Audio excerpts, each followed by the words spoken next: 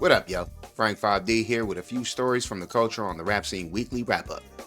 The culture is divided over the personal lives of Grammy Award-winning Megan Thee Stallion and NBA champion Klay Thompson. Meg stated that she dumped Klay because of cheating and broken trust, and everyone has been throwing their 2 cents into the situation. The two look to be on a solid path of a life together as a bona fide power couple, but Meg is going off saying that trust and fidelity and respect are non-negotiable for me in a relationship, and when those values are compromised, there's no real path forward, but was talking engagement just a couple weeks ago.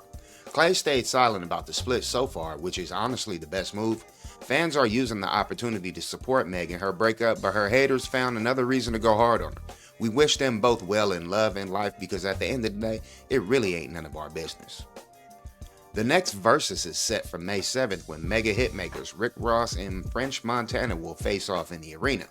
Since its inception during the 2020 pandemic, Versus has provided a way to give flowers to artists in the culture and showcase catalogs to those who are not familiar.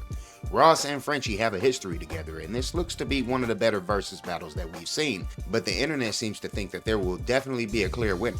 Whether you rock with them or not, their collective paid dues and industry respect are undeniable at this point in their careers, and it just feels like the right time for this friendly matchup between these two. There have been some wild moments in some of these battles, but we shouldn't expect that here. Just a night to celebrate two lasting discographies from two lasting hip-hop legends. President Trump's administration is calling out Charlamagne the God following the shooting at the White House Correspondents' Dinner. In a statement to Fox News, they said it's unhinged commentary like Charlamagne the God's that inspires political violence, and he should be especially mortified of his words given this weekend's egregious attempt against the president and others in his administration.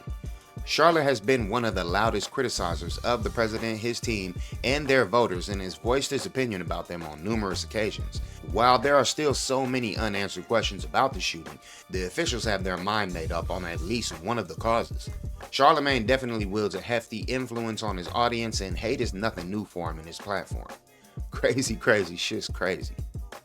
The slime was thick at one of the American Youngboy documentary screenings in North Hills, Raleigh, North Carolina, as the Regal Theater booted everyone out. Videos went around of kids dancing and singing in the theater as well as running through the parking lot and so on and so forth. Seems to be a bunch of hype because officials report that although 7 kids were detained, there was no serious incident. YB fans are known for getting bucked. The documentary highlights his highly successful Make America Slime Again tour, where there were numerous reports of fights over various stops on the circuit, but this ain't that. It also gives his fans a rare inside look at his private home life. Coming in at number 10 in the week's box office totals, it's a good look for YB, but it looks like his fans were just a little too turned to be able to see it. Big Boy, one half of the legendary Outkast, is jumping in as executive producer for the upcoming documentary We Ran the City that takes a look at Atlanta, Georgia's transformation for the 1996 Olympics that were held in the city. Directed by Jamie McCoy, the doc looks to provide historical and social context that ties together the scene, culture, and political landscape. The addition of Big Boy to the team makes sure that hip-hop will be represented as key to the modern identity of the city. The creative minds behind the project are also putting together a limited fictional series called 96, which is based on the same material as the documentary. This looks to be dope as hell, as it isn't just looking at one aspect of the city, but everything that goes into what makes Atlanta one of the centers of the world that it is today. Definitely checking this one out. A lot of new music to check out this week.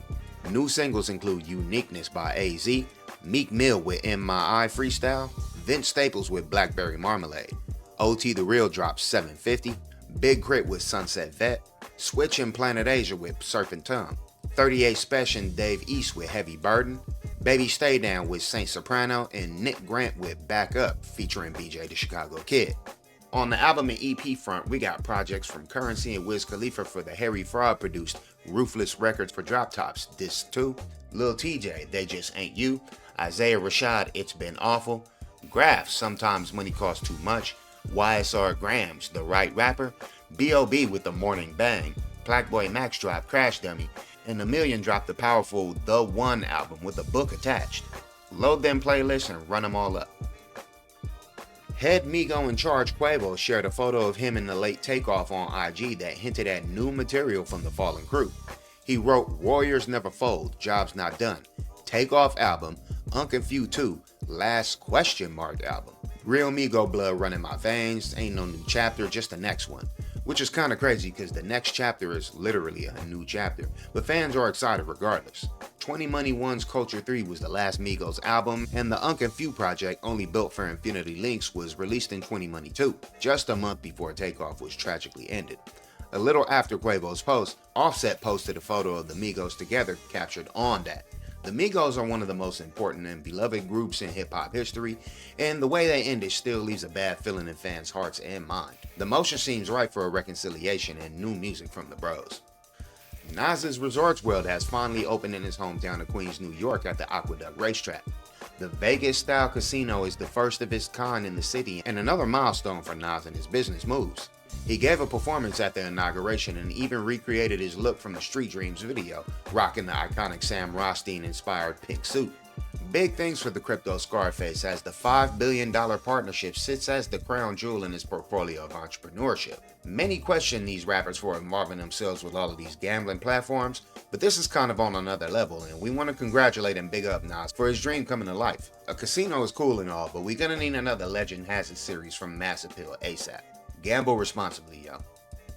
In a huge industry move, BMG and Concord have announced that they're merging in a $7 billion deal to effectively create what those in the know are calling a fourth major label rivaling Sony, Warner, and of course Universal. The new company keeps the BMG name, but Concord Records stays as the recorded music division. This combined entity is expected to generate $2.2 billion revenue in just this year alone.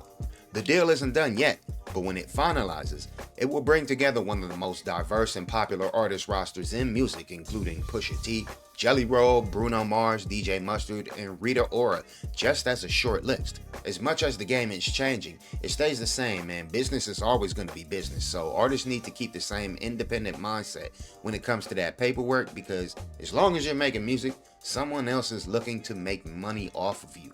That's one to grow on. In sad news, we finally learned that John Forte died from the flu with a seizure disorder as a contributing condition. He was found unresponsive in his home at Martha's Vineyard on January 12th this year with no foul play suspected. He did great work in hip-hop as a member of the refugee camp and even had an adopted grandmother and music luminary Carly Simon. He was described as an endless supply of wisdom and imagination, and it was definitely a loss for the culture when he died. Rest in peace, John Forte, and remember not to take your health for granted, people.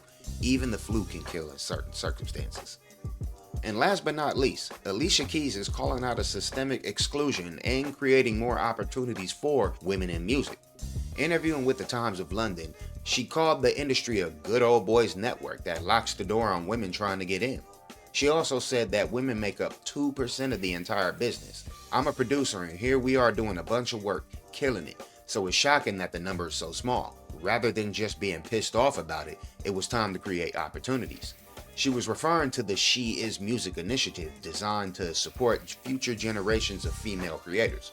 Shout out to Alicia for her good work and to women in hip hop and creative spaces in general. We need that, we love that, and we love y'all. Thanks for watching, y'all. We really appreciate y'all for rocking with us, and we got more coming soon. Drop a like, leave a comment, hit a hype if you still got one. I'm Frank 5D for the rap scene. Positive energy activates, constant elevation.